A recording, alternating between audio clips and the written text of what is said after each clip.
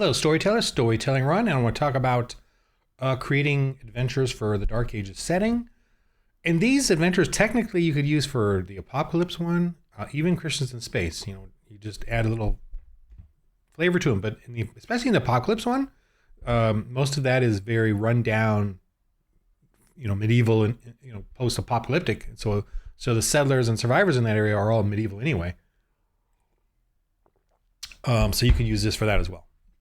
Now, here's the Grand Minister's Guide. And this is in the Dark Ages setting, and this is kind of important even for the Apocalypse and the Christians in Space for you to use as a tool. And I just give you sort of a rundown, basically, of what to do. This is you can make names up here. This is obviously for the medieval times.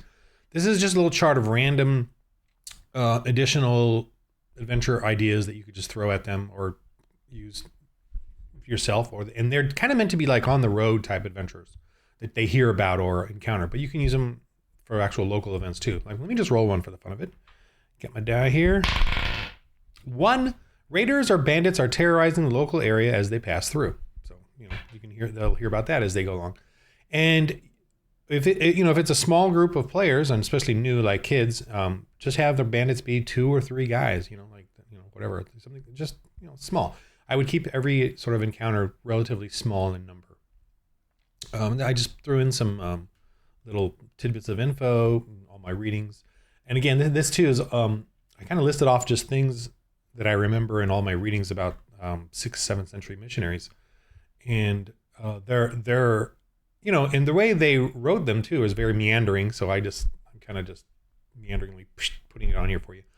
Demonic activity and evil spirits kind of give you that sort of scope, and my little essay there. The culture of paganism is basically the 10 Commandments done in their way, in reverse, and covers, and kind of even you can sort of use any one of these as sort of a groundwork for the pagans in that area to teach maybe that commandment. Although I think Commandment 10 doesn't do the coveting one, and just does in summary kind of another, covetous is number 8. But whatever. You get they're based on the 10 Commandments.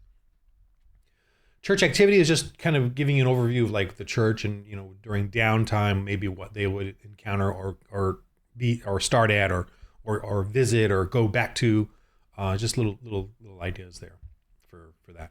The village activity. So these right here correspond to what would be in the area to help that they can maybe go to and get things, based on the gear that we have listed off.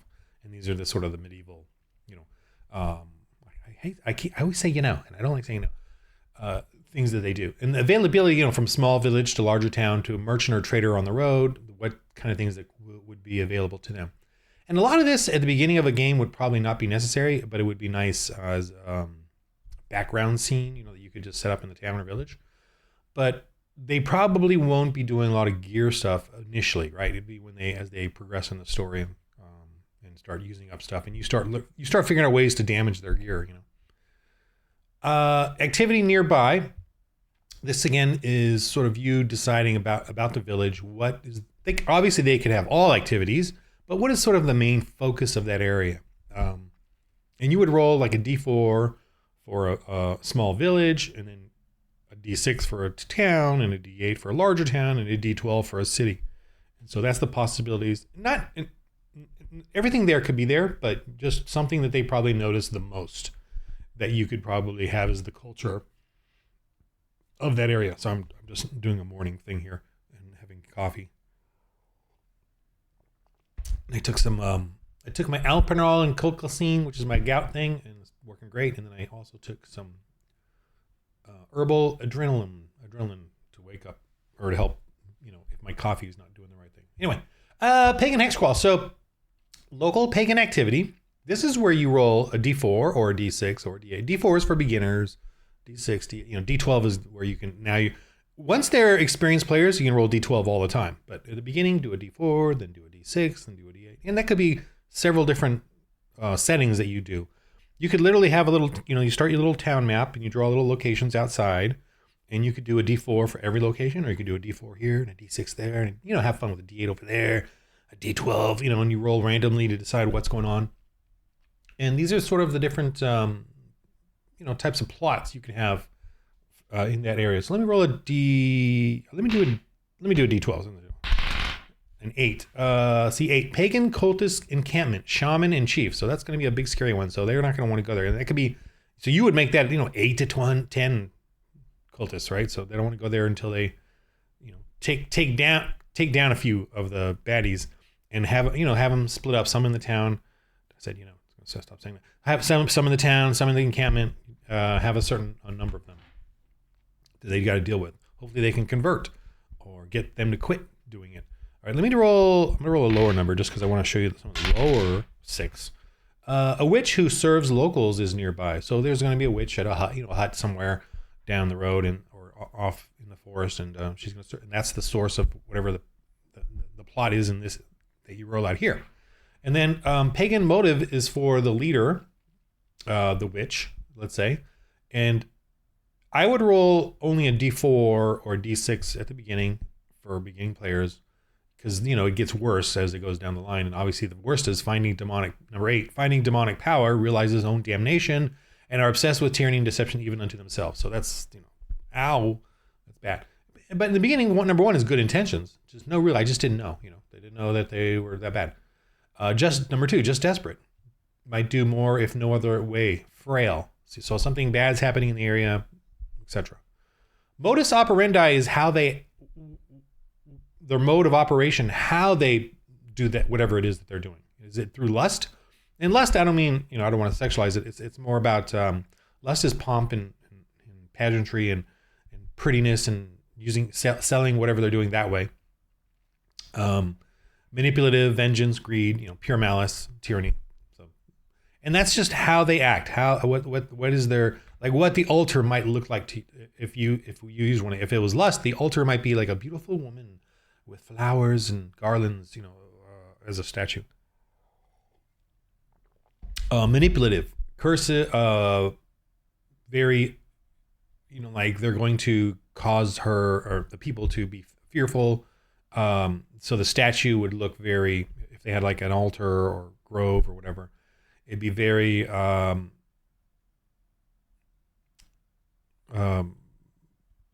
mind's going, I'm just going through a mind freeze.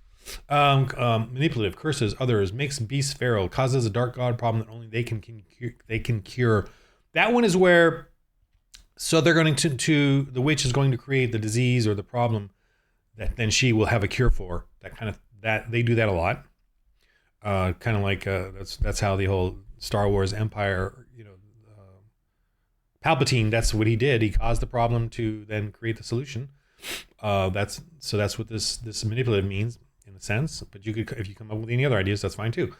Vengeance, hate someone in the village, greed. Okay, so you get all that.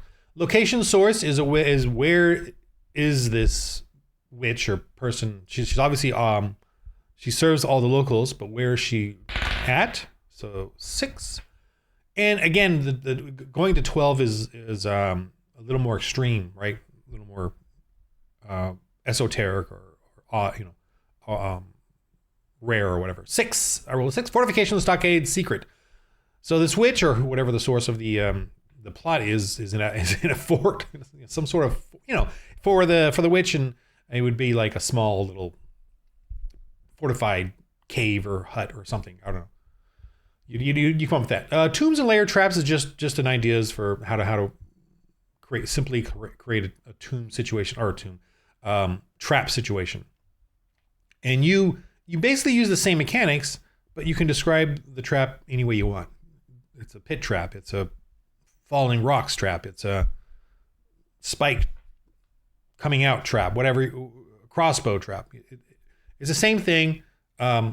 You just describe it however you want and then roll damage if they fail, and then they take damage.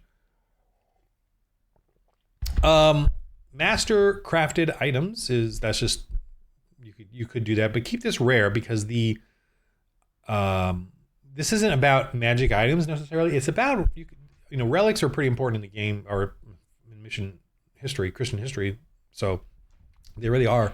Obviously, there was an argument over that, but I just got to admit that early on, many of them did cling to things like the cross, piece of wood from the cross, the original cross, supposedly the spear or whatever, all kinds of things, and they use it historically. So I'm not going to ignore that. I mean, probably the one thing I am ignoring, and admittedly so, is the heresies and how they had to deal with that. And the reason I'm omitting that right now is I'm just getting started. I don't want to deal with the heresy type of in this setting. I just want to deal with pagans right now. But heresy is obviously a big part of the issues that back then as well. But I'm not going to deal with that. Maybe someone else can do that. Treasures. So treasures is what you can put down for what the witch or whoever has. You could roll it, or you could just decide based on the setting. You can put down whatever you want, because they're gonna hopefully for the most part they're gonna give it to the church, and then they'll get a glory point for that if they finance the church. Planning a church is a glory point, but giving them a big finance is also a glory point, and it strengthens the church. In this game, by the way, I don't have the rule of church security and church health, because I feel like this one's more narrative based. And so when they give it to the church, you just, as a GM, note that in your head that they've supported this church. In the Apocalypse one and the Christians of Space, I do have the whole page rules of church health and church security and building up churches that way. You could use that here if you wanted, but it's not in the Dark Ages rules. Local disposition on the left here is for the people. How are the people in general, especially the forward people, not maybe the farmer peasant people, but the more active people in the plot who like what they're doing? How are they? Are they neutral evil? Are they considering the faith of the Christians, even though they're part of the pagan group? They are not the bandits or the leader. They're just the regular people in that when you interact with them as missionaries in the village, or to investigate what's going on, how do they in general act? That's for you to roll there. And it could be that, let's say they're all manipulative evil, and when you talk to the blacksmith, he's very scared to talk to you because he knows that all the people are manipulative evil. Like the one good person in the village knows how everyone else is, so he's not going to talk to you until something happens to change all that. Just some more advice. This is me giving more advice here, examples of how to set up that up. And then the rest, of course, is doing the creatures, or how to set up the creatures and what their thing is. This is kind of my example of my map of what I would like to do in a campaign. You kind of figure out what is where and start creating basic things. And on the left here is just more little ideas on how to create the adventure. But let's go to now. Where am I at? Okay, let me move this over to this one, just because I'm going to do a one pager at a time, and I'm going to use the hand. So I'm going to do this, the creature codex. I'm going to go through. So I added the same stuff in here just to have it handy for the making the witch, the evil, the creatures, the creature abilities, and these creature abilities, by the way, over here, creature abilities is me listing off, but you can come up with whatever, whenever. It's not, like for each creature, you could use them, don't use them. Here's my one rule though that I do. I'm trying to see about the camera here. Notice I'm standing. I'm doing this right in the middle of the film, whatever. So move that up a little. Still, my head is. Oh, maybe I just need to do it just with the OBS. Ta-da! Okay, I'm just kind of sitting up, I guess. All right, so these were just optional. Oh, the one rule I kind of made for myself is I don't create any new ability if I don't have it on paper in the game. During game time, if I make a creature and it doesn't have a rear attack, and then they go do a rear attack on him, but I think, this deer or big evil elk could hoof kick him, but I didn't put it down in my description of that creature, I won't give it to them, because it means that they just didn't use it in their development, and I don't want to give them something on the spot because the players thought of a good way to defeat it. Okay, if the players think of a good way to defeat your creatures, I don't counter that unless it's already there on the paper. Next time, I'll remember as a GM to do that, right? But don't come up with counters to their counters. Don't, if they figure something out that's going to beat you, and you don't have on paper plan preparation for those creatures, then that creature never learned to counter that. So don't do that. That's my little GM thing there. But again, these are all creature abilities that you can list off and put down, and variations of these you can put on there. Whatever, it's kind of like just giving you ideas.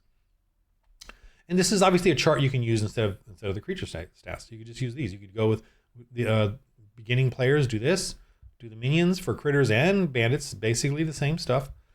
For warrior predator types, these are the stats you'd want to use. A chieftain, bestial large, beast large, sorcery, demonic, and all that. So these are just kind of the categories of what you would put them in. And I just put the map again in here. The kind of map. So let's get to the creatures. Okay. Oops, I'm sorry, I only got one page here. We're doing one page. So let me just start with this page.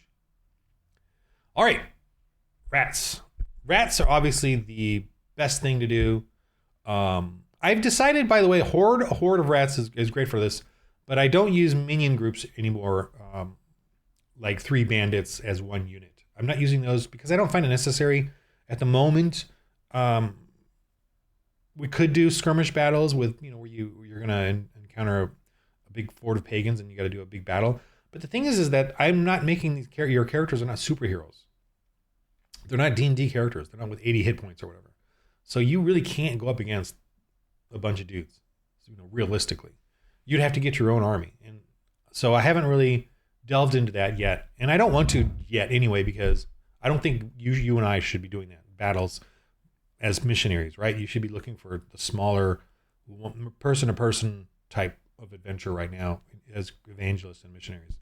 So and there is battles for Christians. I've read them. There was even a monastery where all the men came out weaponed, armed, and going out, and soldiers, literally as soldiers, to go fight whoever, So it did certainly exist. Okay, the rats. So you can use rats for anything, an infestation of rats. I do this little swarm rule here. You can use it or not use it.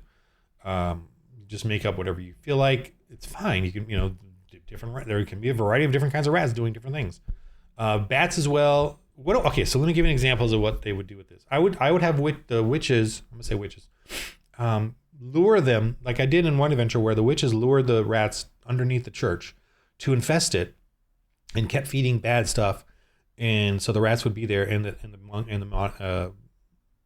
pastor or the priest was a young foolish priest, not foolish, naive, who was depressed because of all these rats and thought he's cursed or whatever, and so the people mocked the church, and then the missionaries came in and discovered there was a tunnel underneath at the mines where some of the locals gave him this clue,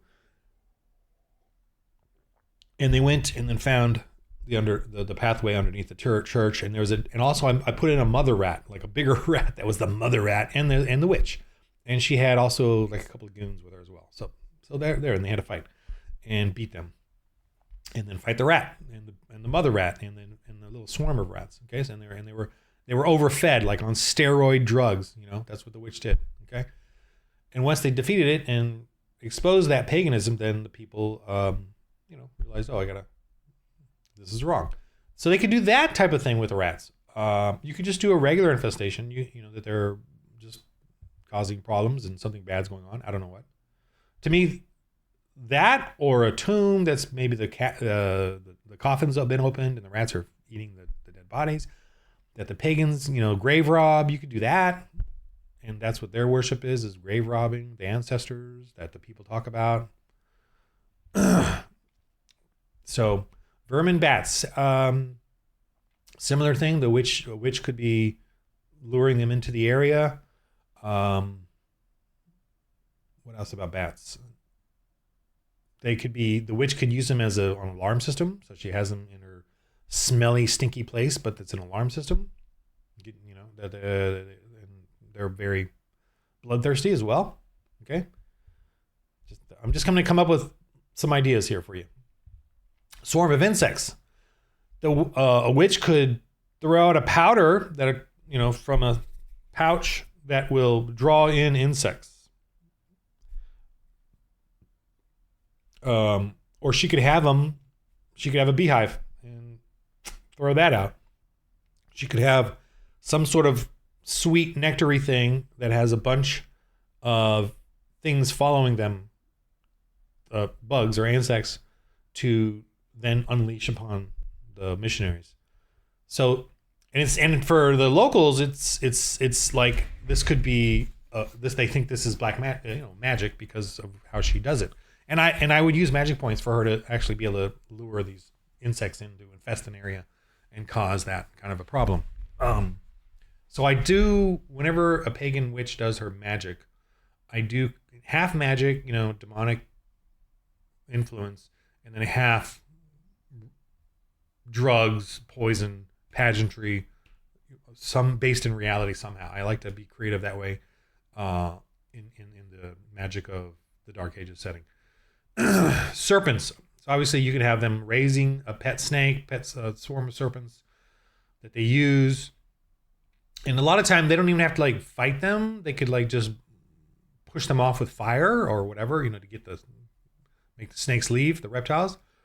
But obviously they could use them for traps, for guards in an area, pet snakes, that kind of thing. And then you could just have them be snakes that the witch lures into an area in the forest or along a pathway or a roadway, and she lures them in to stay in an area, feeds them, drugs them. They probably come up with some weird drug that makes the snakes crazy and utilizes them that way. And then she can use another drug on them that keeps them lulled, because she comes along and rescues everyone from the snakes. She puts them to sleep, kind of a thing, with her drugs. And then they, of course, all pay her. So she could infest an area full of snakes. The snakes are dangerous, and only the witch can come in with her magic to get rid of the snakes or any other vermin.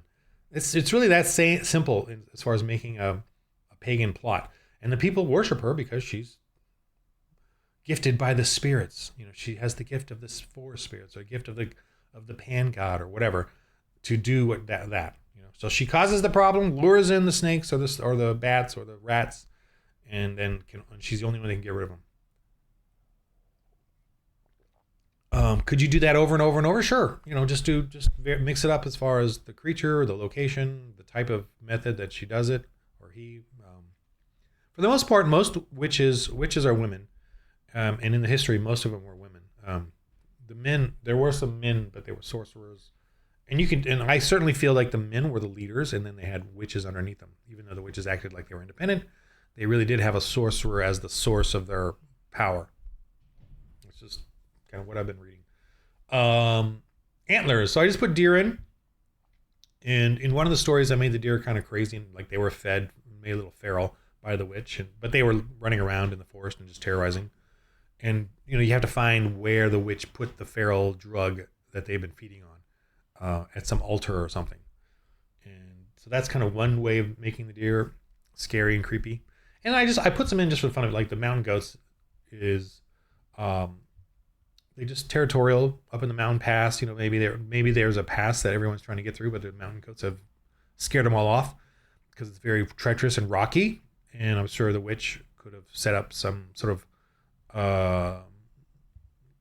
lure that keeps these guys in an area, an attractant that keeps the mountain goats in an area and territorial. The boar, same thing. I kind of, they could catch the boars, the witch and her minions, and use them in an area, and feed them, whatever. So to become bigger, especially bigger. Boars can get huge, and I have I've made kind of an average stacks here. I do have another feral boar that they could use further along. I'll show that in a sec. Wolves, you can obviously, what to do with wolves. They can just always be in an area and causing problems, and the witch could obviously be feeding them and drugging them. Same thing. I know I'm sounding over and over, but that's kind of what it is. These devil dogs are basically, I read about how in England there was these scary big dogs in an area. And so I'm like, well, you could have obviously different kinds of species of of wolf, some that are prehistoric, like never seen before and never seen again. Because I'm sure there's many types that were back then that I'm sure there's a flourishing of very giant, scary creatures that today don't exist. Just like we know we've eradicated, hunted out many. And so I'm sort of giving you this leeway that you can create. You can extend out the creatures to more scarier, prehistoric-y like ones, and you'll see that here in a sec as I go down the line. But I would use these as you could just have them just be scary creatures that are living in an area. They've just come into the area and they're terrorizing the locals. And so the locals will worship this creature. And it doesn't necessarily mean that they have to control it like the witch. They could just be worshiping this thing, and they're not going to change their ways, because these creatures are around and they're going to start sacrificing to the creatures. So you could do that. You could do that kind of a scary motif. And they only come out at night, and their eyes are red because of the glow of the torches, or whatever.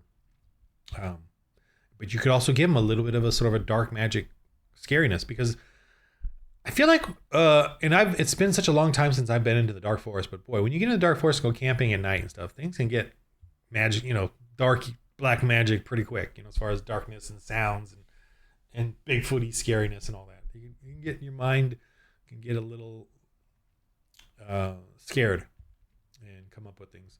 The lion, in Europe, obviously, there were lions in Europe, by the way. There were in prehistoric. So there you could have lions in there. I would put them in warmer regions or whatever, but you could definitely have lions. But you can also have lions there because they came from the gladiators, the arenas, and those could be all throughout Italy, the bigger towns, and pets, lion pets from the Romans. So there could be lions in the area that they use as pets. They use obviously a sorcerer would have a lion as a pet, as a guardian. Definitely have that. Like an old. I have a story where the old one of the adventures where the sorcerer has a pet lion, and he came from Rome, and he wants to rebuild the old Rome, pagan Rome, and he's angry that the Christians have destroyed Rome, taken over Rome, weakened it. So he has a lion, and he also has a gladiator type goon or guardian. So you can have that. You could have just wild lions if you wanted. Just why not? So then maybe the locals don't go in the area because of the evil god that's there, the evil Tigris or tiger god or whatever, lion god or cat god. Seth, the cat god, whatever, has taken up this pass or this mountain, and then the monks won't go. Or maybe a lion came into a monastery and killed everybody, and the monks fled, the surviving monks, and it's taken over. So now we have this lion taking over this monastery. Bear. You know what a bear is? Bear will kill you. If what doesn't kill you makes you stronger. This is my saying, my favorite saying of mine.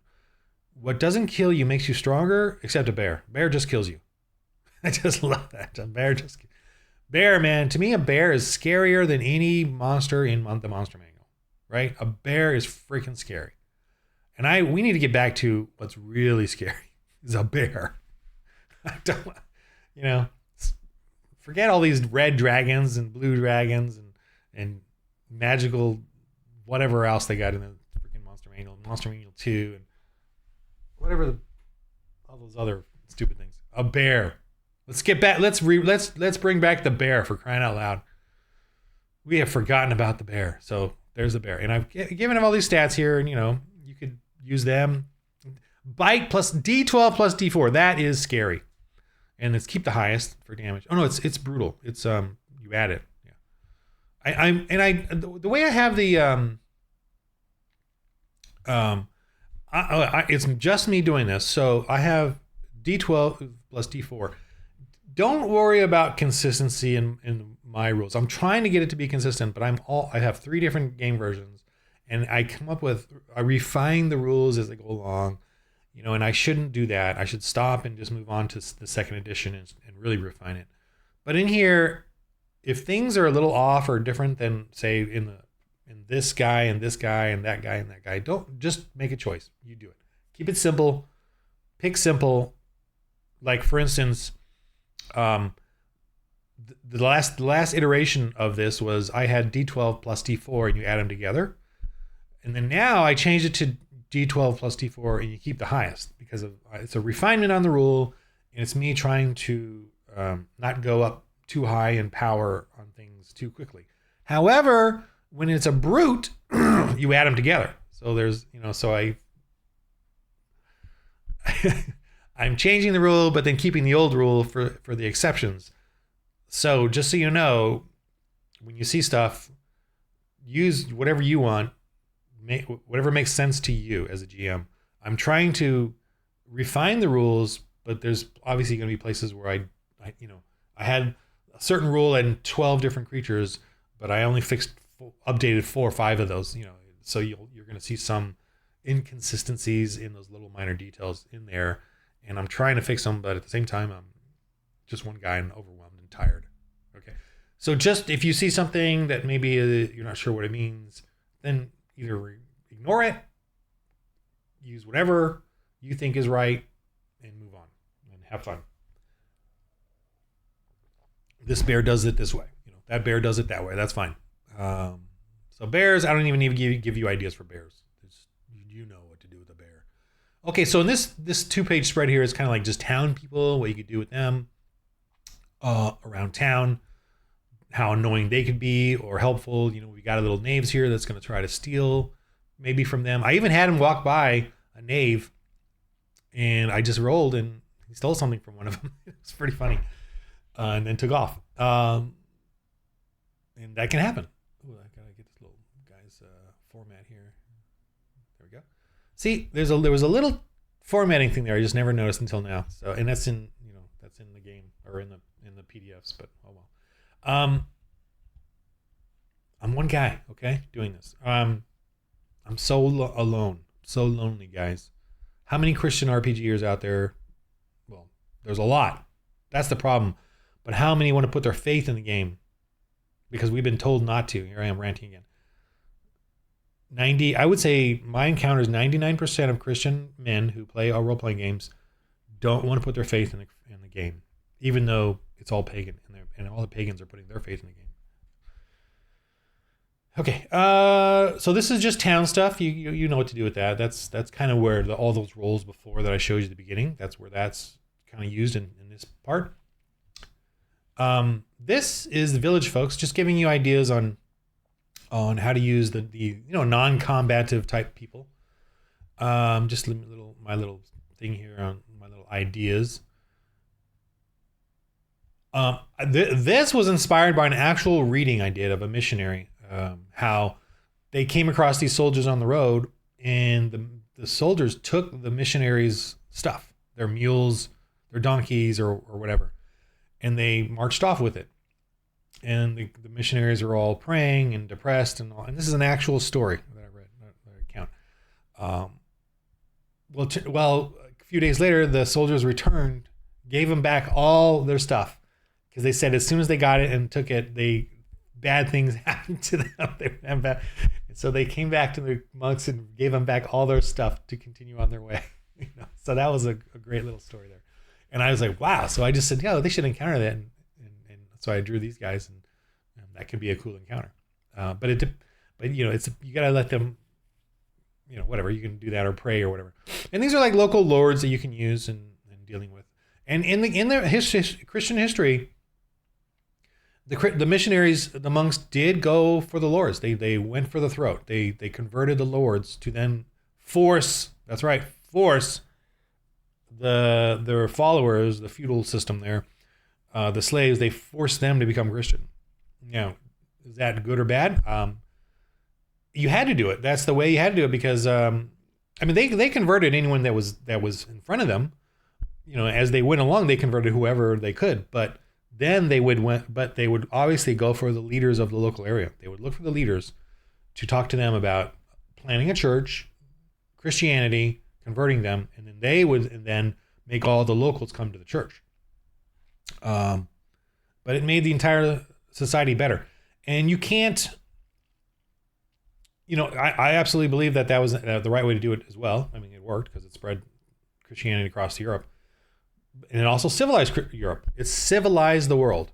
So Christianity is a force for good. Now, forcing people to go to church Was it force? They didn't like round them up like soldiers. The people knew that if they were going to be part of this community, they would have to go to the church and deal with that. And it's not about making everyone Christian either. It's about subduing evil. It's about making them stop sacrificing humans. That part is definitely forced. Believing in Jesus Christ is not forced. But you got to go to church to learn not to do those things, to learn a moral code.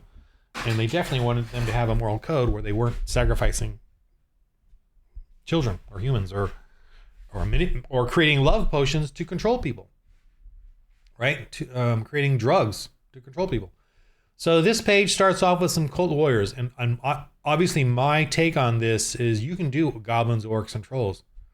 Just they're humans in costume. And what's the most fearful thing of all? Man, right? Man is the most dangerous, deadly thing. And we're ignoring that in D&D and all these other role-playing games. I'm gonna get some more coffee. I'll be right back. But I'm talking about these guys and how dangerous they are. I know when I pause this and return, I always forget what I'm talking about. So I'm talking about how dangerous as man is in the costumes. Okay, I got more coffee. Okay, so the evil man is in these costumes is what is the most frightening thing. I always try to say this to people. This is something you should too. Many atheists say they don't believe in God because God allows evil. And then you got to respond with, well, you're the evil he's allowing. You and I are the evil that he's allowing. So to be honest, in order for him to get rid of evil, he would have to get rid of us. And I mean, it says in the Bible, God is long suffering, waiting for you and I to stop allowing evil, doing evil, sacrificing children, lusting, lying, bearing false witness, slandering people. He's waiting for us to stop doing evil. He's already told us what to stop doing evil. I mean, he gave us 10 commandments that basically tell us not to do evil. And yet you're angry that there's evil. Oh yeah, well, what about accidents and curses or accidents and hurricanes and stuff? I'm like, well, okay, go help people then who suffer.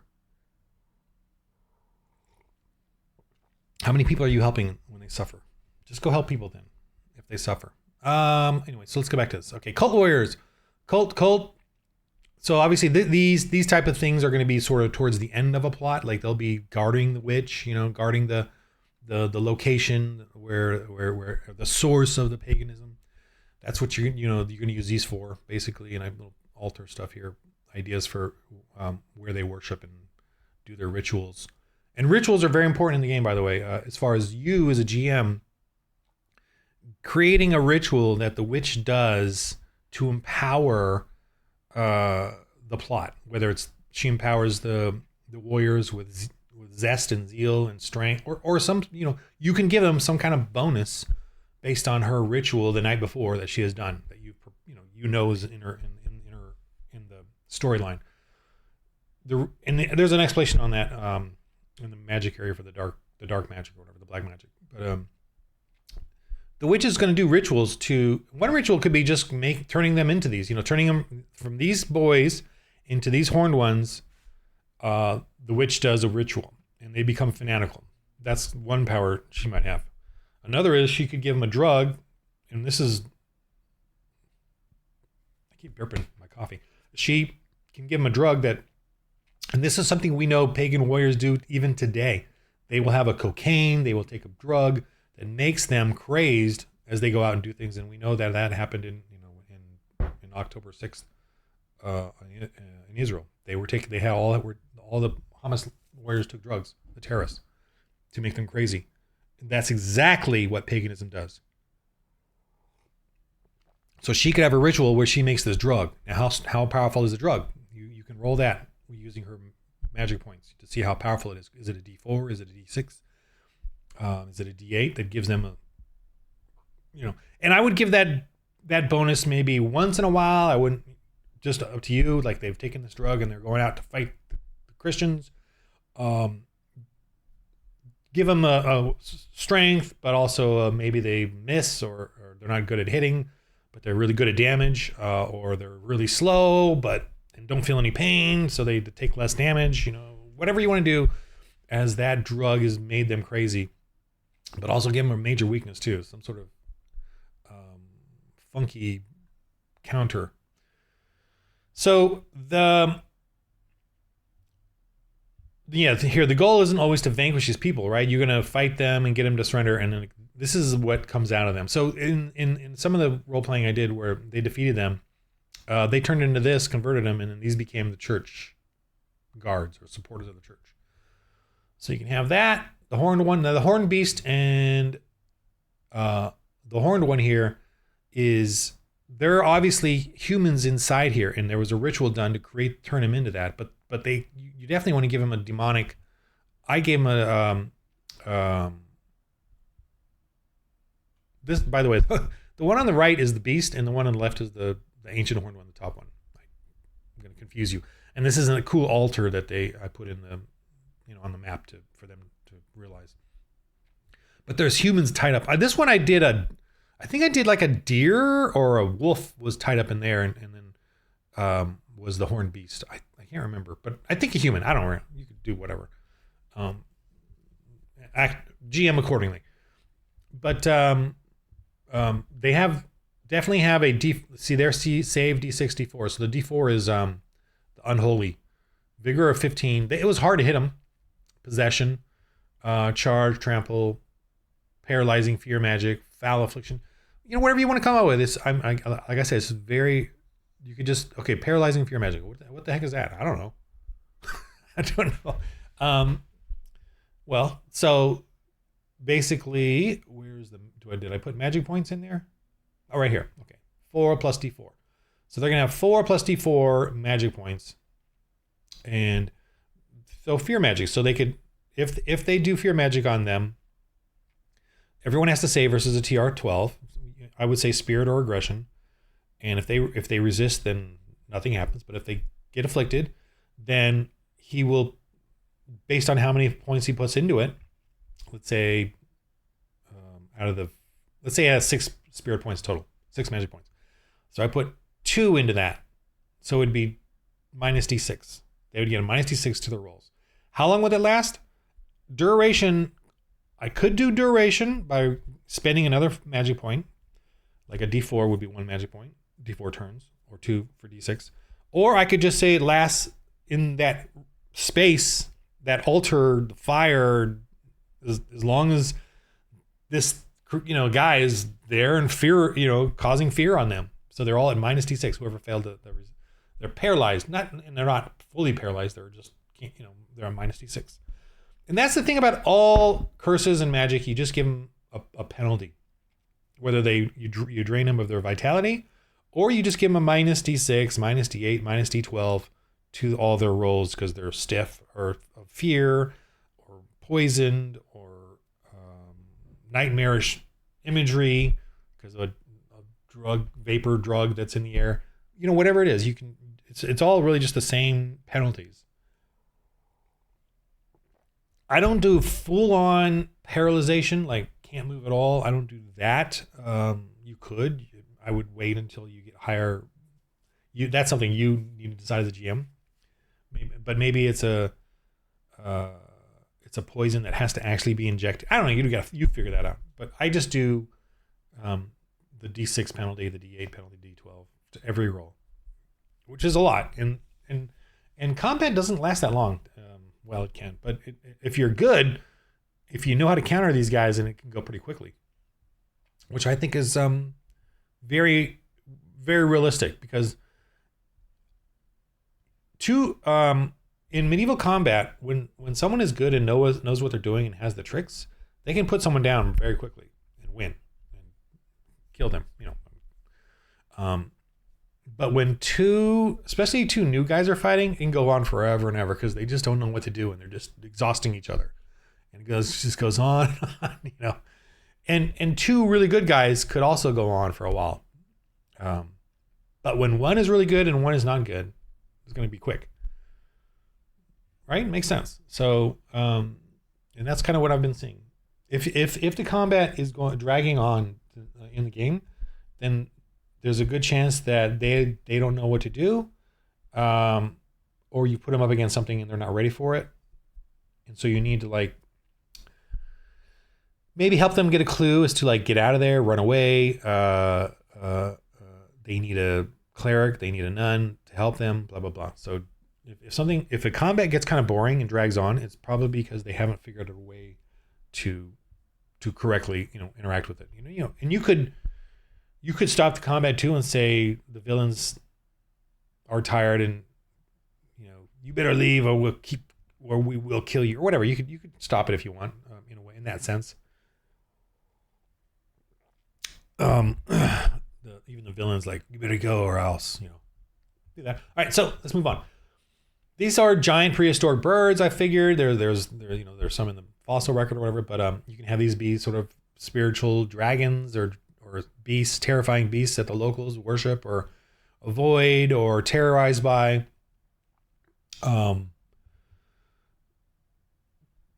It was funny. I have in my head that a witch tried to tame them, but they just killed the witch and took over her area, and so she's dead there. And the pagans have all fled the area, and they've come to you and said, "We have an evil god. You must save us and the witch." Then they got to go explore and find this dead witch, and that could be kind of a scary thing. They don't know what happened, and then these things show up, that roam the area. I just thought it in my head. Actually, that was technically what the video was meant to be. All right, obviously the dragoon, Draconis crocodilius, and I also call it the dragoon for some reason because I just like that word, dragoon. This you can use for anything. And again, like the lion and the tiger, this could be a pet brought from Africa for the arena. I like to put this in a dungeon that the Lord has and uses this as their feeding sacrificial prisoner drop. So there's a scary and a trap. They could have a trap there that and I did this for I created a mission, but it was way early on. I never included it in this. I probably should though. Where I should. I must. The Lord has a walk around in the dungeon of this water pit where this dragoon is, and then at the very end he's got a lever that drops the walking part of the bridge maybe, and then if the missionaries came chasing after him, they'd fall into the water. And I would make the water like a minus D12 to rolls, so it's not that deep. It's but here comes this crocodile with no penalties. The end is nigh. The one-horned brute, the ram. This is the unicorn described in the Bible, basically. And I put this right here, the unicorn, the ram, which I think is some sort of rhinoceros. It could be like a goat type thing with one horn, like a giant goat or something. But it was a beast of burden kind of thing, very stubborn. So I think prehistorically we got some rhino type creatures roaming around in Europe too. So that's what this is, and you can use that for a territorial. I would do a territorial thing, a random encounter type of thing, in a remote area of the German forest or whatever, Germanic forest. Dragons, okay?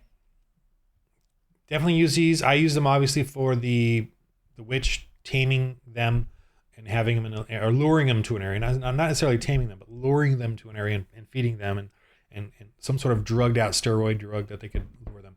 But you can certainly just have these in an area. They just take the dragon runs this area. There's a territorial. You can have a smaller dragon here. And this one, Draconis cartoonist, I just thought maybe there's one that they could actually tame, like the kids, if you wanted them to have a pet dragon. I don't know if that's a good idea or not, and I wouldn't make it intelligent. I would make it follows them, wants food, does whatever it wants. I don't know. I just put it in there for the heck of it. I don't want them to worship dragons, though, in the sense of having fun being kids with dragons, so I probably would not use it. But if you felt like you had to pull out this card because maybe the girl in it was not excited about her role, then maybe you could do that. But it's, whatever. Oops, what am I doing here? I don't know. I just put it in there for the fun of it. All right, let's go to the next one. So here is the big scary ones, right? Here's a super dragon. Yep, there's a dragon. And I even say there could be a breath attack. This is an optional thing. There's an account of it in the Apocrypha in the Bible, the Daniel story where he fights the dragon. That's the Apocrypha thing. But me, I think I do feel like, even though it's not God inspired, as Protestants, I do feel it's probably still Christian, still history, still accurate history, like Hebrew history. But whatever we know, the bombardier beetle can do fire. So it's described in the Bible that the behemoth has a fire breath or some kind of hot breath. So why not? You could do a big breath thing that burns, or it's acidic, or foul smell. I wouldn't. Maybe not like actual fire. It could be something though, but you could do fire. Why not? So bombardier beetle. So it could be a great surprise to them, right? You could do something like that. And it's very simple. You do the breath plus 12. All he has to do is hit one of them. Then you roll a d12 for how many it affects. And then you do d12 damage. And based on that, the fire could go up or down, but probably goes up because of how intense it is. So they literally have to stop and put out the fire if they're on fire and damage their stuff. And I would give them an affliction, a minus D4 burn wound or minus D6, grievous wound. The grievous wounds, I gotta admit this, that I give you a grievous. They get grievous wounds when they roll a nat 20, right? But what if you just do a lot of damage to them? Should you give them a grievous wound? I would. A minor grievous wound if they don't have any armor. If they have armor, I would damage their armor. And this is a sort of a homebrew, arbitrary GM discretion thing. I would damage their armor at least. Give them a minus D4 to their armor. If you feel like you gave them a lot of damage, like hit points, or a brute creature does a really good hit on them, I would say your armor is now at. And when your armor is at minus D4, what that means is, let's say it's chainmail, which is D6, right? For armor save, you get a D6 armor save. If I say your armor is at minus D4, basically what that means is it goes down one rank to D4. A D4 is a die rank. 1 equals to 1 die rank. If I say D6, that equals 2 die ranks. If I say D12, that's 5 die ranks, right? So chainmail is armor save is a D6, so that's 2 die ranks. So if I say, you're at minus D4, that takes 1 off. Oops, that takes 1 off, and now your chainmail is only a D4 effective. It's kind of damaged. I'm going to do a rule on that real quick here, another video explaining the die ranks. But all these things, when you go up skills and stuff, or when they go up die ranks, and then when I penalize, based on darkness or mud or whatever, or your grievous wound, the die ranks go down. Basically, is how you do that. You kind of you up and down the die ranks. The only time you add a second die is for holy, unholy stuff, or powered armor, things that are powered, or things that are military grade. That's sci-fi. But for the most part, the die ranks go up and down. And then if you do get a second die past D12, it becomes an advanced, keep the highest for those die ranks, for the bonus dice, for the skill dice. Hope that was clear. Okay, Horned Dragoon. Okay, well, I guess I call this the Dragoon. I prefer calling the Crocodile the Dragoon, but whatever.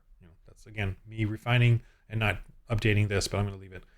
Obviously, these are dragons. These are really, the horned dragons. That's what they are. And you can have a variation of these roaming around Europe for the fun of it. Muck beasts. There's in the fossil record, there's lots of little giant lizard types, land lizards, that are like this. So I just created one, and you can use it. And this one is in the mud. It's got special little mud abilities. It lives in the swampy mud areas or whatever. And it's got. I didn't put vigor on here, man. What a dude. So you gotta make up your own vigor, right? I don't see vigor. Vigor. I'm gonna make it up. 14. It can be. You can make it 14. You can make it whatever you want.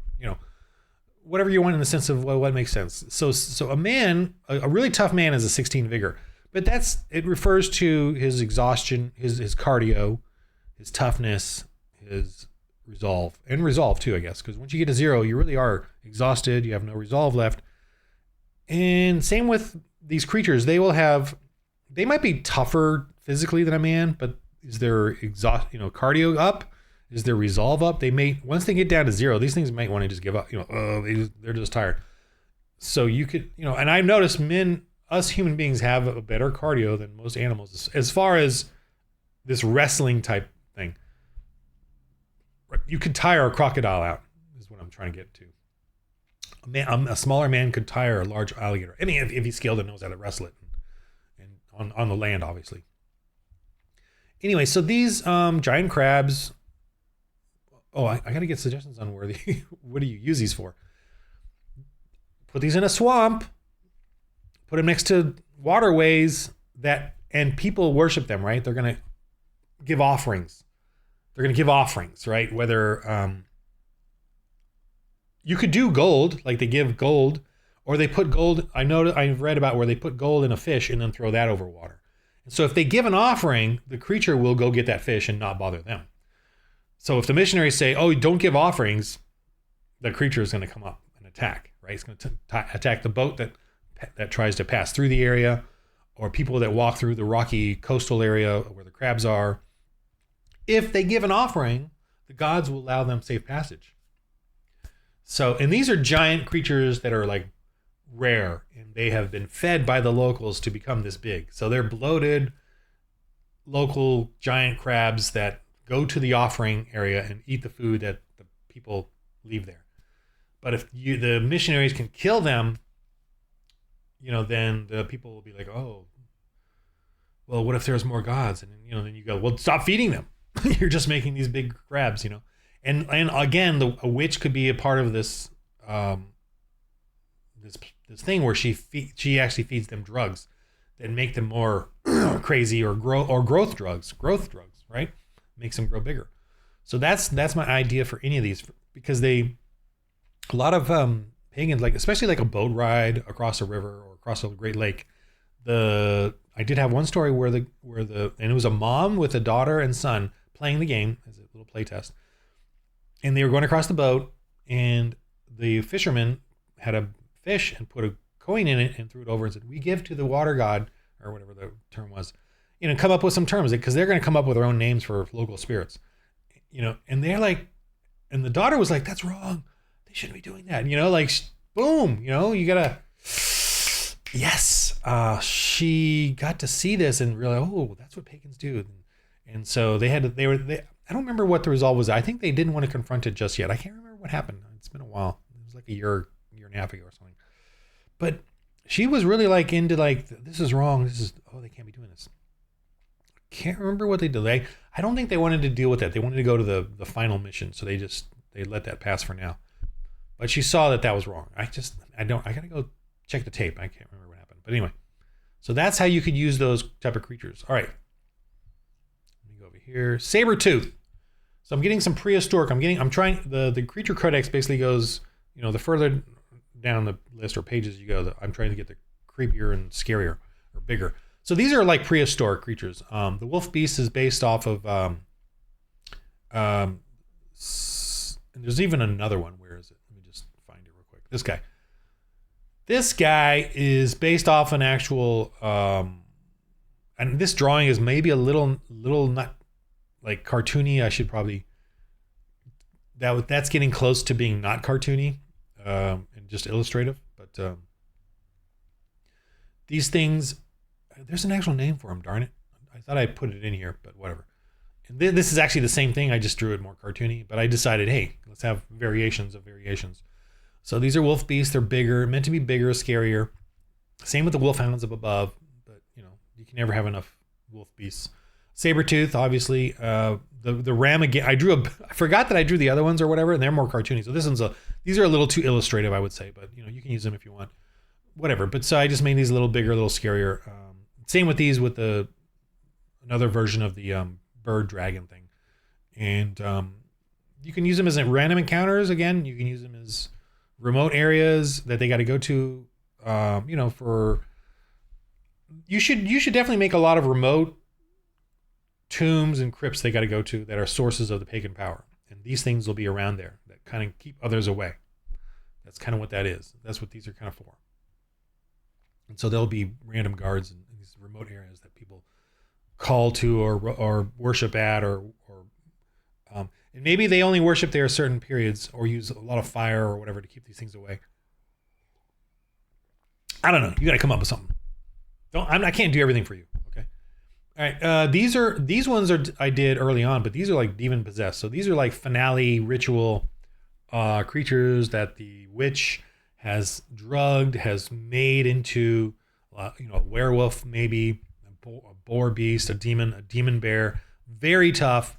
Don't use these unless the people are a bunch of dads who want to play crazy and dangerous and little more dark, a little grimmer, a little more. They want to get a little more D&D-ish in it. Again, I'd still want to do sort of a fantasy D&D version of this, but I'm just not there yet. I just want to get this established and figure it all out. So again, another warthog beast, a little tougher. This too, more boar beasts, a little tougher. I drew those. Swarms here. These you can use that are like traps where they can get attacked by them and how they got to deal with it. And you can't really fight them, but you have to avoid them. You have to use fire. You have to poison the water or just get out. But that's just kind of what that is. Cave folk. Now these ones, I created a cool little rule here, and I don't know if it makes sense or not, but you got to make sense of it, where they are good in the dark. They're actually good in the dark. So she has a magical power to take out lights, douse fire here. And how does she do that from here and when it's way over there? I don't know. It's magic. Part magic, part she has some way of dousing your torch, from far away. She just knows how to. She throws something. I don't know. Whatever. And once they're in the dark, these guys become stronger than they are. So these people live in a cave. This thing is behind. Range, bring to front. Okay, so these are cave folk that you can use. And another thing I'm doing with this is I'm depicting it as a lot of times we see cave drawings and evolutionists use cave drawings to claim that they're prehistoric and 50,000 years old, 30,000 years old, which is BS. Because they're using, I'm going into evolution, creation versus evolution here. They're using carbon dating, but carbon dating is way off. Carbon dating is inflated. It's wrong. It's a lie. Also, remember this, the global flood, carbon dating is based on the atmosphere. That's what it's based off of.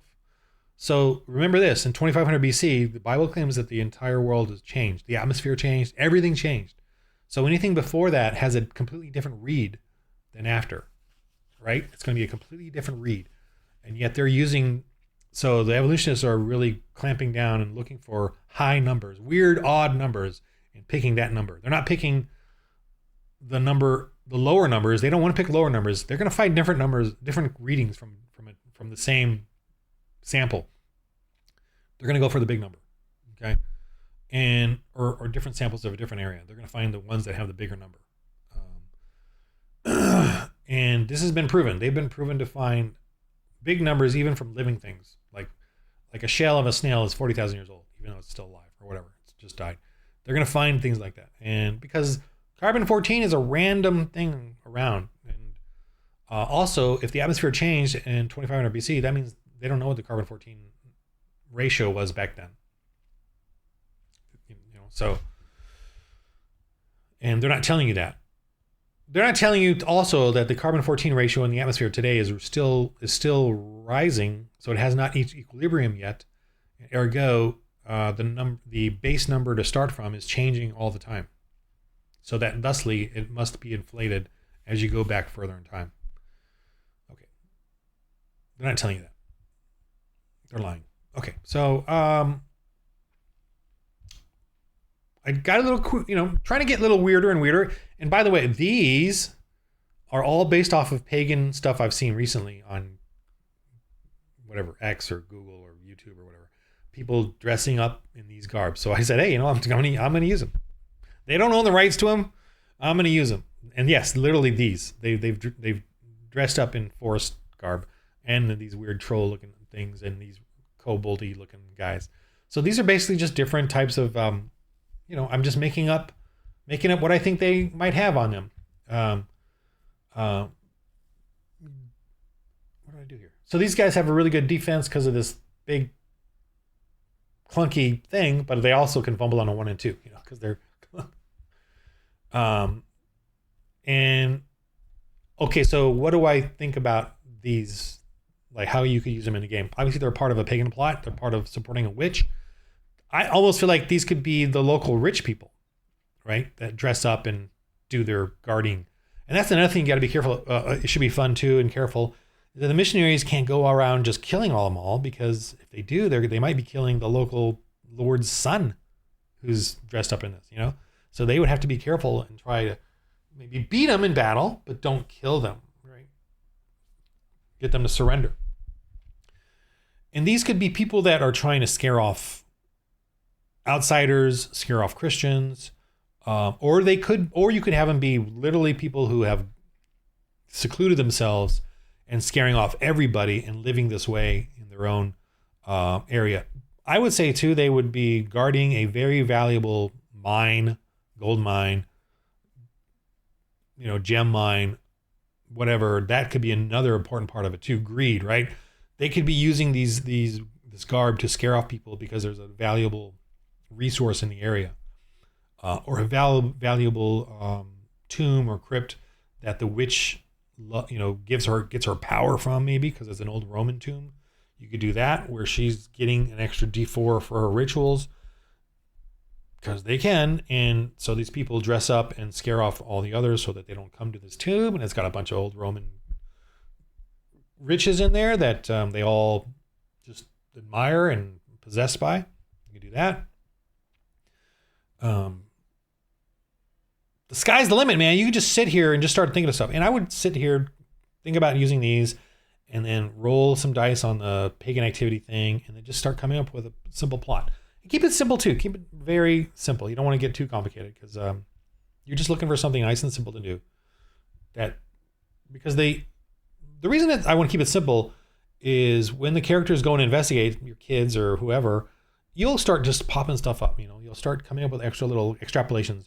And thusly, you don't want the original to be too complicated, even for you, because you will come up in the heat of the moment. It will get more complicated, And it's funny is sometimes the players will come up with ideas, and I'll I'm going to go ahead and use that. I'm not going to tell them, but I'm going to go ahead and put that in the back, in the back of the storyline.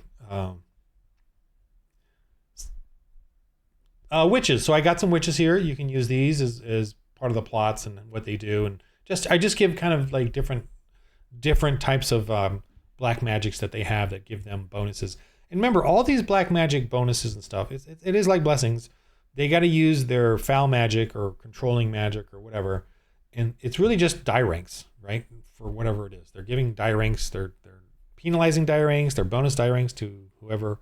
It's kind of just doing that. You're playing with die ranks in these different ways, and a lot of their rituals definitely are die rank results. So they can spend the magic points for the day to do a ritual. And this one here is concoction. She's making a potions. You roll to see and you just kind of like before you even play, you will roll for the fun of it, or you can just make it up. You can just decide she gives all of the, she makes all her followers. I'm just looking really quickly here. Foul magic. She makes them all stink. So they all stink. So they're, and I can roll, I'll just do an average here. So she has a 3, wow, plus D10. So I'm going to say 8. And then out of the 8 she uses of magic points she uses for the ritual, I'm going to say, so she rolls, let's say 4. 4 is a D10 die rank. So let's say she got a 5 result. A 12 and a 5 is the roll for ritual. Does she have a ritual skill? No, I don't see one there. I didn't write one down. So 12 and a 4 is a 16. So they all get a D6 smelly thing, or they got, the missionaries got to resist a beat of 12. That's the basic resist, or they're at minus D6 because of the smell that these guys have on them. And so you got a minus D6 to all your rolls until you get rid of that smell, which is the person right there, fighting them. So that's how I do rituals. Rituals are me concoctions, a hex and a curse here. The witches perform a ritual to then mess with or empower their own followers or mess with the missionaries. Now, missionaries always get a resist, but they could fail and something bad, But generally, the curses and hexes, they don't do it to the Christians. They do it to the locals that the missionaries are dealing with. Okay, that's really how you do their curses and hexes. They don't really do it on the Christians because they're historically the pagan witches were like scared of the Christians. I think this is the Holy Spirit thing. They were scared of them and didn't necessarily go after them as much as they tried to just influence the locals. And more types of witches you could use, variations on a theme. Temple guards, you can just, for a finale, there could be some guards in like I said, the crypt or tomb or temple at the location of the source of the paganism. So werewolves. And what the impetus for this was the Northmen, right? The Northmen movie where at the beginning they showed them doing the ritual, the Vikings around the fire. That is a perfect example of a ritual where they're trying to get power, okay? And they roll, there was one of them was like the shamanistic warrior, and he did the ritual, gave them a bonus so the next day when they went and killed the Christian village, right? And burned all the people that they didn't want and took the rest as slaves. I love that film. I love that that's what it showed. It finally shows what Vikings really did. They went around attacking even other pagans, other weaker tribes, and would just kill them and burn the useless children in the church, and burn the church, and then took the rest as slaves. So this is what this is. There's a wolf shaman here. Rituals, wolf dance, so yeah, down here, DRR to be used as their inspired die for brutality. So you're going to give them an extra damage to their weapons. That's scary. So these guys are scary, and they're werewolves, literally. And there's a ritual to turn other men into werewolves, like turn them into these wolfmen. Like they feel empowered by wolves and all that, and they're muscular and blah blah. So yeah, this is a high level to me adventure. Wood elves. So see, here's my wood elves, just like humans wearing wood. So I just, you can come up with whatever. This is, I just think this is awesome. Anyway, you can come up with your own scary wood elf thing. Skull cult. Look at that. We have so much opportunity here to have so much fun doing creepy cult adventures. I am looking for players on a Wednesday so I can freaking do this. Okay, I need you. I need Christian men to step up and do For the Lord RPG. Okay, so I can role play out this stuff. Magicians. So here's some men and their skills and what they can do. Okay, and these are kind of getting higher level. Like, don't do these until you really start to GM, and get into it. Oh yeah, so this mysterious tentacle beast, and I think we could have tentacle beasts in the waters and stuff. Prehistoric creatures, crabs. Or not crabs, squid type mollusk things, octopoid type things that just don't exist anymore. And they're not going to fossilize very well. So cursed Roman soldier, obviously you can do that in tombs, and pagans definitely placed warriors in their tombs to protect the burial sites. So Romans, I'm assuming, would place these as well, or whatever. Anyway, so yeah, no, exactly what that. And so the cursed Roman mummy to me is like a Roman lord, noble who buried themselves in. And now, do I believe in undead? Do I believe in this stuff? Yeah, kind of. Not, it's more like maybe it's I don't know. It's up to you to decide whether you're going to go this far or not with it. I like doing it. I'm going to use it. And I have no problem with it. But some of you Christians may not want to do these undead type things. In some of the Christian history, in the missionary stuff I've read, they really make accounts of, not specifically like skeleton men, but they do make accounts of just dragons. And they made I read an account of a ghost that guarded an area and scared off everybody. And the priest or the missionary monk confronted the evil spirit, and got rid of him or whatever. So I feel like I can extrapolate that as to, and there was many accounts where inanimate objects were moving and hitting things and causing problems in the actual accounts. So I'm putting two and two together: evil spirit, inanimate object, which is these skeletons and things, and that's my blah blah blah. Putting it together. And again, these could be finale, high level type things. Ogres and giants and trolls. So giant humans, right? Basketball players are giants. Football players that are 6'5" is to me a giant.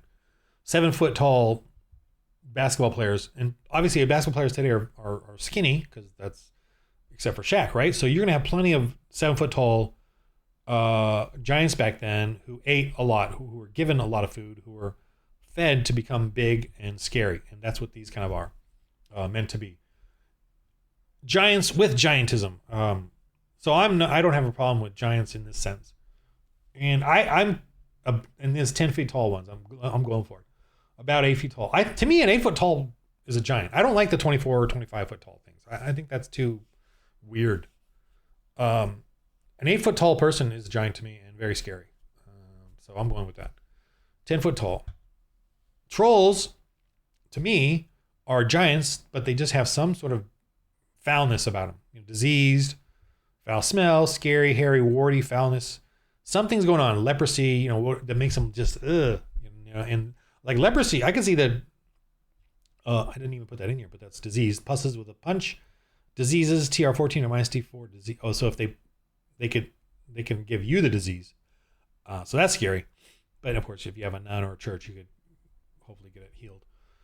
But you could also do a thing where they don't feel pain, right? Like a leper, and they're foul. So that's creepy. But so for trolls and ogres, I like to put them in remote areas as well, or they've made a deal with locals that sacrifice to them, treated like a god or a guardian of gods or whatever. So you can do anything with these. They could be in a swamp. They could be on the road they're traveling on. Very mean. I definitely do not want these to be, you convert them and they're friendly. I don't really think that you should do that because I don't want players to we can get giants now. I think these should be really just evil. They just want to fight to the death. I don't know. I don't want to see no guardians of a church be a giant. Because in history, I just don't, the Christian history, there's no, we got a bunch of giants guarding the church. I just don't, it doesn't gel with me in what I've read. But I think there's giants out there. I just think that they're crazed and evil and going off the deep end in my view. Not savable, but I don't know. You're going to make that call. So then a couple of pages here of just ideas for pits and traps and what altars and how they're used. Just my little ponderings of it all and how I would use them with a TR save of 12 and possible damage and all that. And that's what that is, and just a little example of stuff going on here. Okay. Just me enjoying the heckadoodles out of For the Lord RPG. Being a Christian, finding a ministry that I'm quite joyful at doing, and I'm just promoting out there, just showing you guys that you can have a fun role-playing game and use your faith and fellowship, edification, and getting us all back to evangelism. What we should be working on, practicing, playing with, having fun with, so that we can it's part of our psyche, right? And your kids, man, getting them to play these games and be that sort of heroic, but Christian, and then knowing their limits too, and then being quick with that evangelism. Little RPG can do that for you. Can offer that for you. But I also need help too. So if you want to play, I really could use your help on Wednesdays. If I'm trying to get a Dark Ages one going with all this here. But also I need your help in the sense of just helping me make this game better and better, and giving me ideas, contributing, creating settings that you know about, especially in medieval times, but in your area, I'm in different time periods, but same stuff. Like I want to do one in America and the Western type thing, because we're being taught that cowboys are evil or whatever, and the white colonizers are evil, but that is absolutely not true. Looking at history, we converted the Indians for sure, but we converted them for the better because their paganism is horrible. I mean, even today I'm reading about terrible things that American Indians and Native Americans are doing to each other as sorcerers and witches. So there's all that. So and I'm doing the African Squadron, Royal Navy one, and I'm doing the Gothic one, 14th century. I get that one because I have Gothic armor, so it's going to be dark. And I hope, though, that it's not going to be too dark. But it's going to be dark in Gothic. I also want to do a Roman 6th century, same Dark Ages setting as this, but of the Roman catacombs, because there's miles of it. Right now, 6th century. And they closed it in the 6th, 7th century. They closed it all up. And it wasn't heard from again until they discovered him in the 16th, 17th century, something like that. And discovered him and checked him out. But so why did they close them? That's the whole game, is like the church finding all these tombs and catacombs and clearing them out of whatever evil's in there and then closing them up, sealing them up under churches or something. I think that'd be kind of cool. All right. So hope this was helpful. I'm, again, just making videos for Christian RPG because I don't know of any on YouTube. I'm desperately looking and would love to know of any others. And if any of you want to use this for your own actual plays, please let me know. I will help you. I will give you everything you need for free if you're going to do an actual play on YouTube. And I'll, practice with you, whatever you need to do it. All right. Thanks for listening. And in the game of life, roll holy dice.